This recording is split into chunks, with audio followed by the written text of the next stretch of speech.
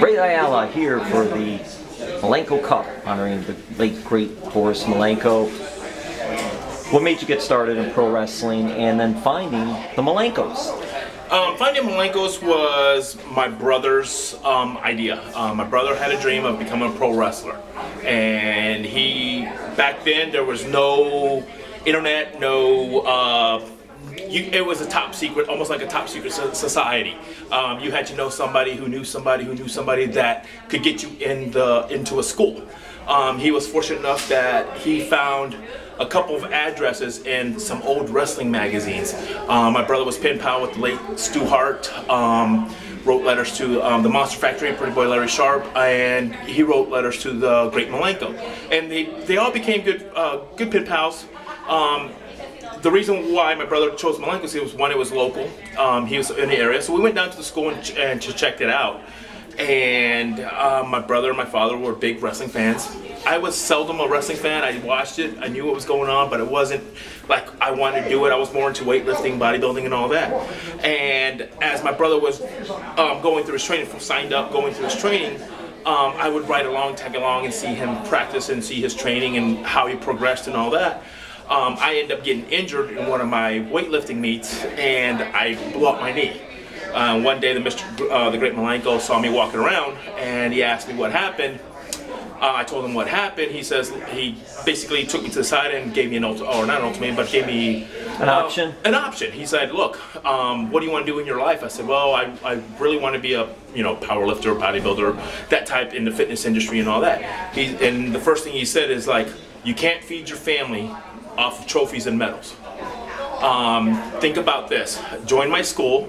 I will help you rehab your knee and get you started in the wrestling business, earn some money, see how far you go." I really wasn't interested, but he planted that seed in my head, so I told him I'd give him a response the next time I came down. On the drive home, I was talking to my father about it, and I asked him if, what he thought. He said, "Yeah, go ahead."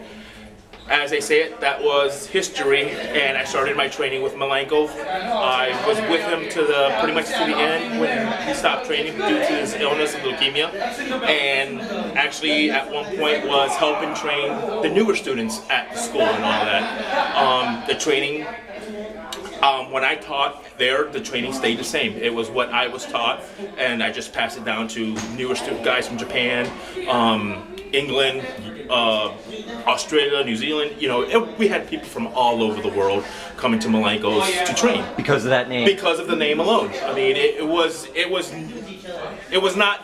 not weird to see new students from Japan, England, Puerto Rico, Mexico. We would have all kinds of guys, and guys that not even just spent their life earnings just to get to the States, to Tampa, Florida, Lazy Lane, to learn how to wrestle.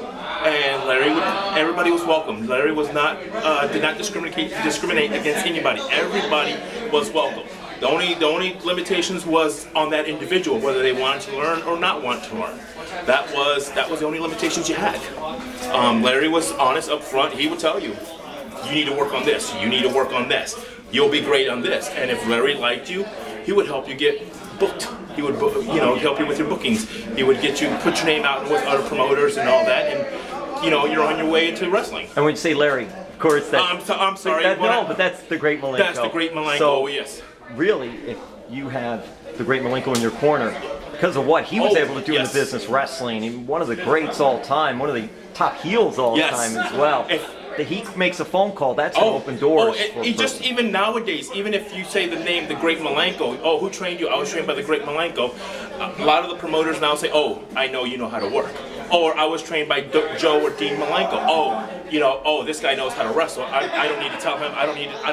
I know what to expect from this guy.